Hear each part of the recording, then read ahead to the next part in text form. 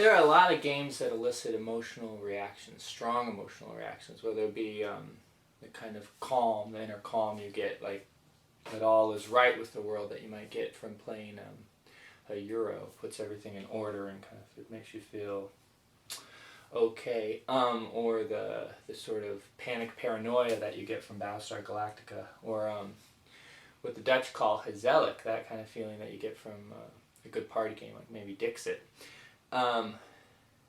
There's only one game that I know of that really makes you feel the sort of mixture of fun and fear that you get from Friedman Fries's Fearsome Floors.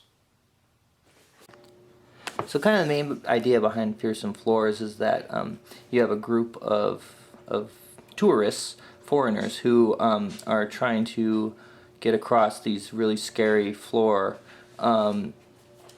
without running afoul of the monster. So in order to play, the first thing you have to do is you have to build the monster. So the proper way to build a monster is you get a torso, a head. It's best to go with the eyeball and the suit. And then you have to give it feet. And that might actually be arms. Yeah, those are arms. Have to get it feet. Yes, and the game's tricky because it gives you a lot of different body parts that you can use.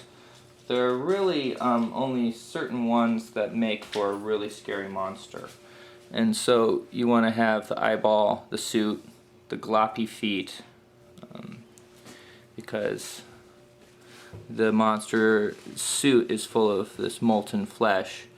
And then regular, kind of regular, ghastly human arms to kind of belie the terror. Oh, his head just fell off. That lies within. So there we have a completed monster right here. There is a basic game and an advanced game. Here we have a basic two-player game set up. So here we have our foreigners. We have the Buffalo Boys and we have the Surprise Kids. They are going to start off the board and they're going to take turns moving, and their objective is to try and get as many of their party clear across the board out the exit here without getting eaten by the monster. How they move is like so. They have a number on one side and they have a number on the other side. Okay, so on their first turn of movement, they're going to move the number on the first side, 1, 2, 3, 4, 5, and they can move anyway. They could go 1, 2, 3, 4, 5. And then when they're done moving, they flip over, which says that that guy has moved this turn, this particular Buffalo Boy. Then it's going to be other team's turn to move, and they move 1, because that's what's on the little puppy dog there, and he flips over, and next turn he's going to get to move 6, see? So the sum of the two sides is always 7. And the monster takes its orders from these little tombstones. In a given turn, after all the tourists or foreigners move, you're going to turn over one of these tombstones, and it's going to tell you how many spaces the monster's going to move.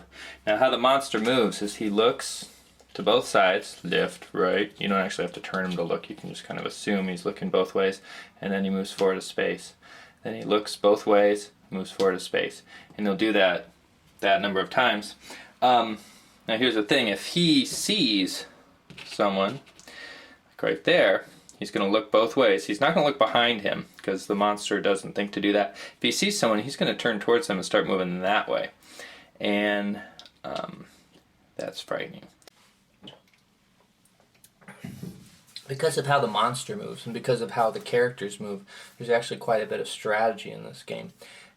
Since the monster, when it catches sight of someone, when it looks left and right, and it catches sight of someone and starts to move towards them, you might think that you always want to keep all your characters out of sight of the monster.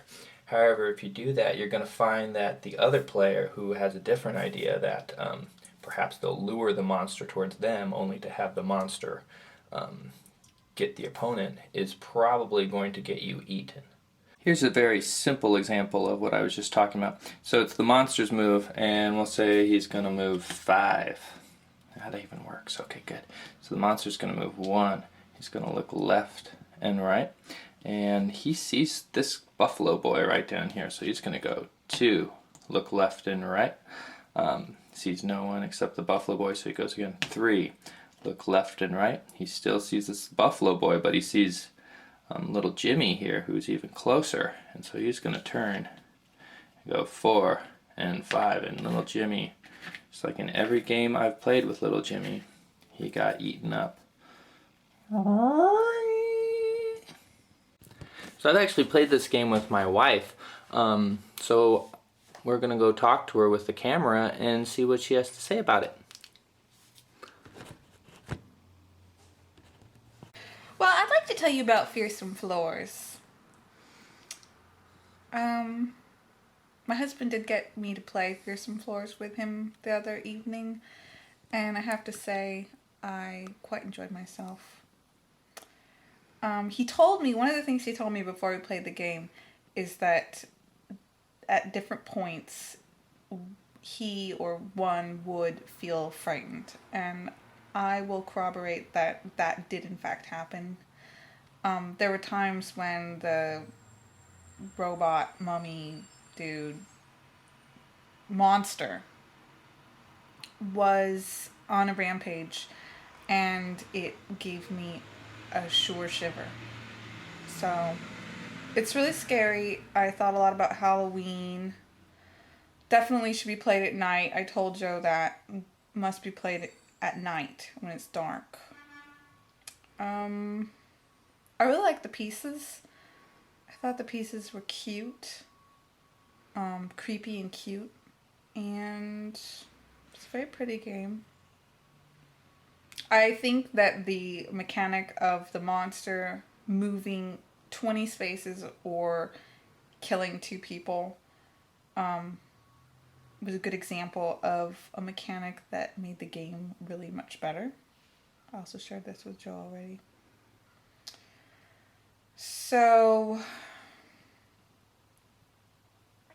I give Fearsome Floors 3 cheers for being really a great game. So this is the basic game, and the obstacles in it are pretty simple. It's just these stones that the characters can move around, and these blood slicks, which kind of act like a slip and slide, and also add to the feel of the game. I think they're both wacky and horrifying at the same time. The advanced game has a lot more different things, like stones that move around, and there's teleporters and crystals that the monster can see through, etc. But I won't go into all of that. Just so you know that there is more to it than what I'm showing you today. So, despite being having a rather mechanical feel in a way, this game, for me, elicits a real feeling of fear, kind of a fun sort of fear. Like it was reminiscent of playing hide and seek, maybe in the dark in the graveyard. Like you're hiding, and you know that person is really close, and you're like behind the tombstone, and they're gonna see you. I've never actually encountered a monster, except in maybe a metaphorical sense. So I don't think the game's a simulation of what it would feel like to be chased by a monster, especially since you have 4 people, and first half of the game, if they get eaten, they just go back to start, and the second half they actually get eliminated. But it's still, you're crouched behind that stone, and the monster's coming, and you can feel fear, but it's a lot of fun. All right, I hope you enjoy Fearsome Floors.